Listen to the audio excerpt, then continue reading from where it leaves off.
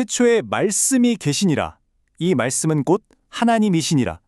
요한복음의 맨 첫 장을 여는 이 선언은 아마도 성경 전체에서 가장 장엄하고 또 가장 심오한 문장 중 하나일 겁니다. 이 짧은 한 문장은 지난 2000년 동안 수많은 사람들에게 깊은 영감과 경외심을 불러일으켰죠. 하지만 동시에 많은 이들에게 잠깐만요, 이게 정확히 무슨 뜻이죠? 하는 아주 진지한 질문과 혼란을 안겨주기도 했습니다. 마치 하나의 거대한 신학적 퍼즐처럼 우리 앞에 놓여 있는 거예요. 오늘 우리는 이 신성한 퍼즐의 조각들을 하나하나 신중하게 맞추어가면서 그 안에 담겨있는 실로 놀라운 진리를 함께 탐구해보고자 합니다. 자, 말씀이 곧 하나님이다. 이 선언은요, 곧바로 우리를 이 질문 앞으로 데려갑니다. 그럼 예수님이 곧 하나님이라는 말인가? 그런데 내가 알기로 성경은 분명히 하나님은 오직 한 분이라고 가르치는데 왜 여기서는 마치 두 분이 계신 것처럼 이야기하는 걸까? 아마 여러분께서도 한 번쯤 이런 질문을 품어보셨을지 모르겠습니다. 만약 그러셨다면 그건 너무나도 당연하고 또 아주 지적인 반응입니다. 이 구절이 언뜻 보기에는 풀 수 없는 모순처럼 느껴질 수 있다는 점 저도 충분히 이해합니다. 하지만 놀랍게도 바로 이 질문이야말로 기독교 신앙의 가장 깊은 신비, 그 중심부로 들어가는 문을 여는 열쇠가 됩니다. 먼저 이 한 구절이 대체 왜 그토록 중요하고 또 왜 이렇게 어려운 질문을 낳게 되는지 그 배경부터 차근차근 살펴보겠습니다. 사도 요한은 단순히 감동적인 문학적 표현을 사용하기 위해 이 글을 쓴 게 아니었습니다. 그는 기독교 신앙의 전체 핵심 구조를 마치 거대한 나무에 모든 유전 정보가 담겨있는 아주 작은 씨앗 하나처럼 바로 이 한 문장 안에 대단히 의도적으로 압축해 놓았습니다. 그렇기 때문에 이 구절을 올바로 이해하는 것은 기독교 신앙이라는 거대한 건물의 가장 기초가 되는 주춧돌을 놓는 것과도 같습니다. 이 근본적인 질문은 여러 갈래의 오해로 뻗어나가곤 합니다. 예를 들어서 어떤 분들은 이렇게 생각할 수 있어요. 만약 말씀이신 예수님이 하나님이라면 성부와 성자는 그저 시대에 따라 다른 가면을 쓰고 나타난 것뿐인가?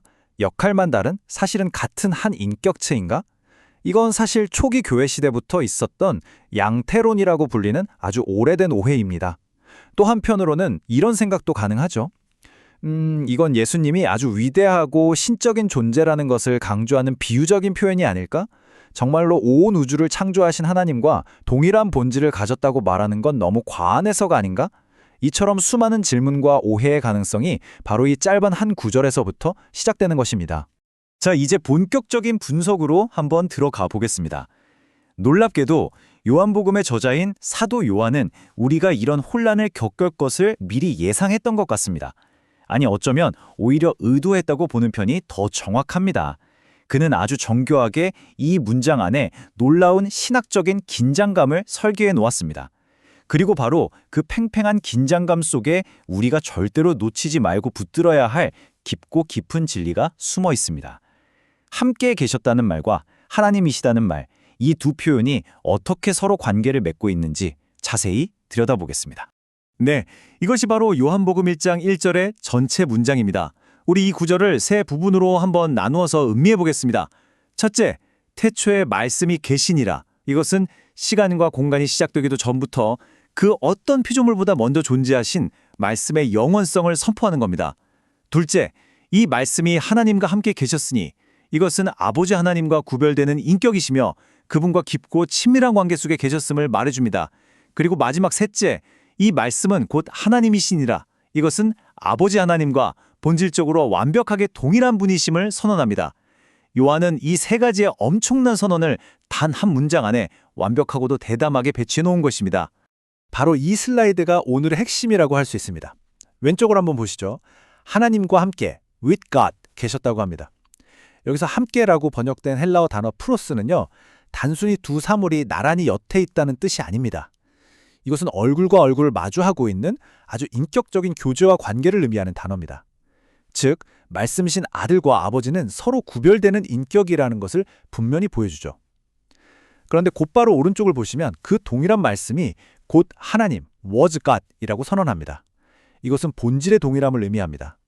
다른 종류의 존재 혹은 더 낮은 등급의 존재가 아니라 아버지와 완전히 동일한 신성을 공유하는 분이라는 선언이죠. 요한은 이 두 표현을 의도적으로 나란히 배치해서 이 놀라운 진리를 우리에게 드러내고 있는 것입니다. 그렇습니다. 바로 이것이 사도 요한이 우리에게 전달하려는 핵심 결론입니다. 함께 따라해 보실까요? 구별되지만 본질은 동일하다. 말씀이신 아들 예수님은 아버지의 하나님과는 구별되는 인격이십니다. 하지만 동시에 아버지와 완전히 동일한 신적인 본질을 가지셨다는 것입니다. 그분은 하나님이 만드신 가장 위대한 피조물도 아니고 신과 비슷한 어떤 존재도 아니라 바로 하나님 자신이라는 장엄한 선포입니다. 이 개념, 즉 구별된 인격과 동일한 본질이라는 이 두 기둥이 바로 우리가 곧 살펴볼 삼위일체 교리의 뼈대가 됩니다. 요한복음 1장 1절이 만들어내는 그 놀라운 긴장감은 바로 삼위일체라는 교리로 완벽하게 설명됩니다. 삼위일체라는 말을 너무 어렵게 생각하지 않으셔도 괜찮습니다. 쉽게 정의하면 이렇습니다. 하나님은 오직 한 분이십니다. 이것이 대전제입니다. 그러나 그 한 분 하나님 안에 성부, 성자, 성령이라는 서로 구별되는 세 인격이 영원전부터 함께 존재하십니다. 여기서 정말 중요한 점은 이 세 분은 각각 완전한 하나님이시지만 그렇다고 해서 하나님이 세 분이 되는 것이 아니라 하나의 신적인 본질을 완벽하게 공유하신다는 사실입니다. 요한복음 1장 1절은 바로 이 삼위일체 신앙의 핵심을 놀랍도록 정확하고 간결하게 담아내고 있는 셈입니다. 물론 여기까지 설명을 듣고 나면 또 다른 질문들이 자연스럽게 생겨나기 마련입니다. 그래도 여전히 머리로는 다 이해가 안 되는 부분이 있는데? 하고 생각하실 수 있습니다. 괜찮습니다. 그것이 지극히 당연합니다. 왜냐하면 우리의 유한한 이성으로 무한하신 하나님을 완벽하게 담아내거나 분석하는 것은 불가능하기 때문입니다. 지금부터는 가장 흔하게 제기되는 오해와 질문들을 하나씩 다루어 보면서 우리의 이해를 좀 더 깊게 만들어 보겠습니다. 아마도 이 질문이 가장 많이들 궁금해하시는 부분일 겁니다. 예수님이 정말로 하나님이라면 왜 자신과 동등한 아버지께 기도하셨을까? 왜 아버지의 뜻을 묻고 아버지께 순종하는 모습을 보이셨을까? 스스로 모든 것을 하실 수 있는 분이 아니었나? 이 질문은 사실 예수님의 신성과 인성의 관계라는 기독교 신앙의 또 다른 중요한 신비를 이해하는 데 아주 중요한 열쇠가 됩니다.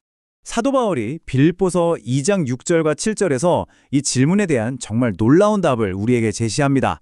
예수님은 근본 하나님의 본체, 즉 완전한 하나님이셨지만 우리를 구원하시기 위해 스스로를 비워 종의 형체를 가지셨다는 것입니다. 다시 말해 우리와 똑같은 사람의 모습을 입으셨다는 거죠. 여기서 정말 중요한 포인트는요. 그분이 신성을 잠시 내려놓거나 포기하거나 버리고 인간이 되신 것이 결코 아니라는 점입니다.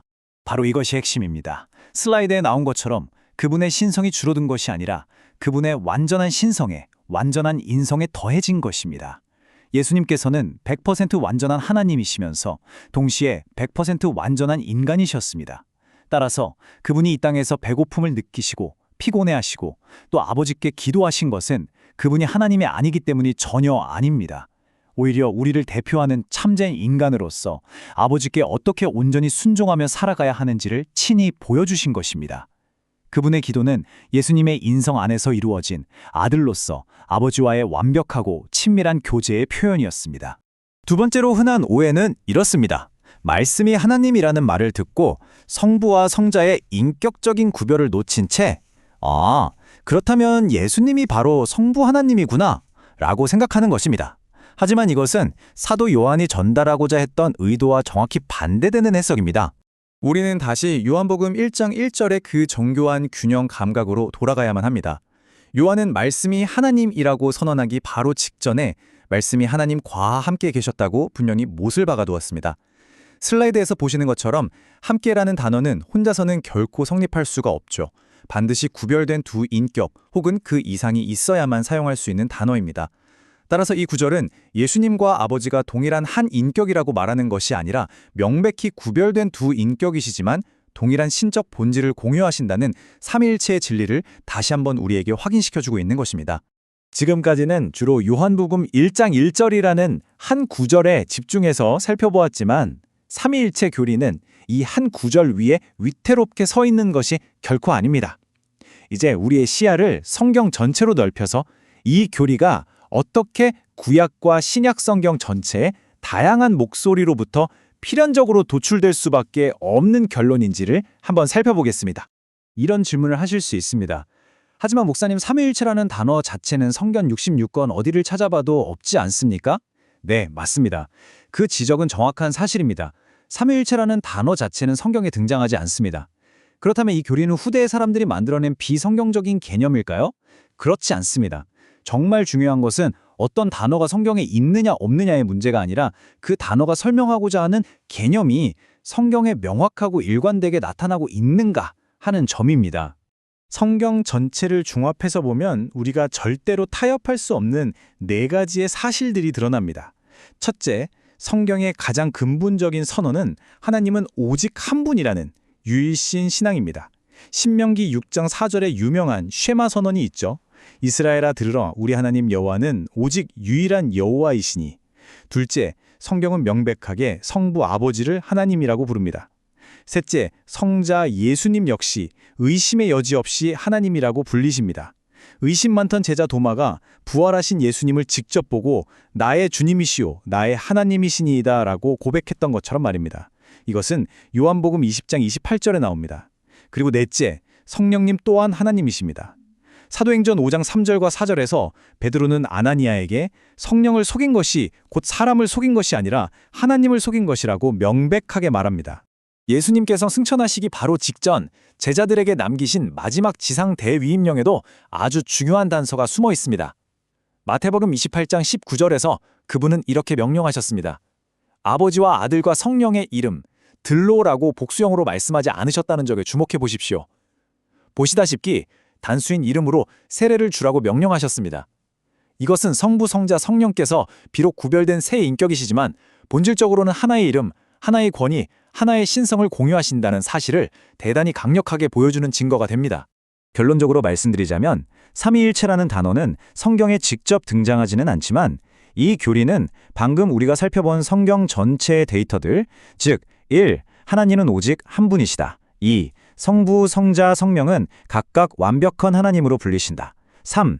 이 세 분은 서로 뚜렷이 구별되신다는 이 세 가지 사실들을 아무런 모순 없이 가장 충실하게 설명하기 위해서 교회가 오랜 시간 기도와 연구 끝에 정리해낸 신앙의 고백입니다. 성경에 무언가를 더한 것이 아니라 오히려 성경의 가르침을 가장 정확하게 요약하고 지키려는 노력의 결과물인 셈이죠.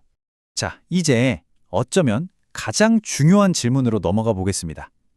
그래서요, 이 복잡하고 어려운 교리가 도대체 오늘을 살아가는 저와 무슨 상관이 있다는 말인가요? 하는 질문이죠.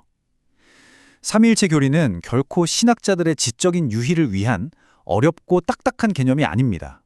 이것은 우리가 받은 구원의 바로 심장과도 같은 가장 뜨겁고 생명력 넘치는 진리입니다. 한번 진지하게 생각해 보십시오.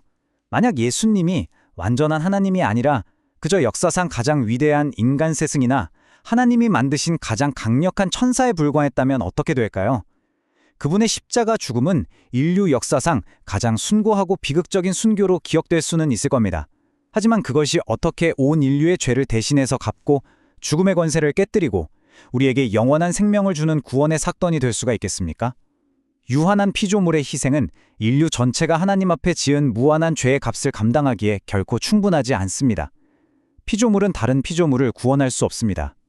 오직 우리를 만드신 창조주, 즉 하나님 자신만이 우리를 구원하실 수 있는 유일한 분이십니다.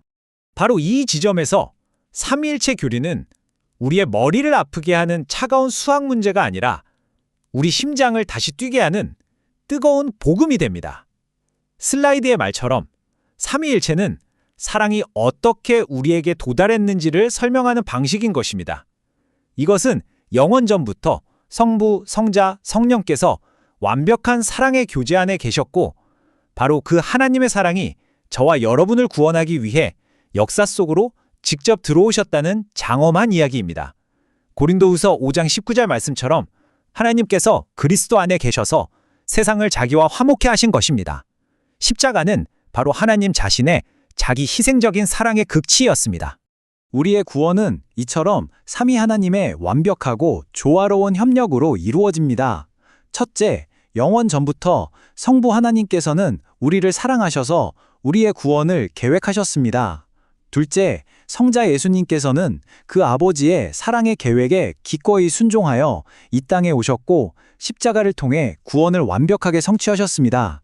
그리고 셋째, 성령 하나님께서는 그 십자가에서 성취된 구원을 지금 이 시간 우리 각자의 마음속에 찾아오셔서 믿게 하시고 우리를 새롭게 변화시키시며 그 구원을 적용하고 계십니다. 이 삼위 하나님의 사랑의 사역이 바로 저와 여러분, 우리 한 사람 한 사람의 구원의 이야기인 것입니다.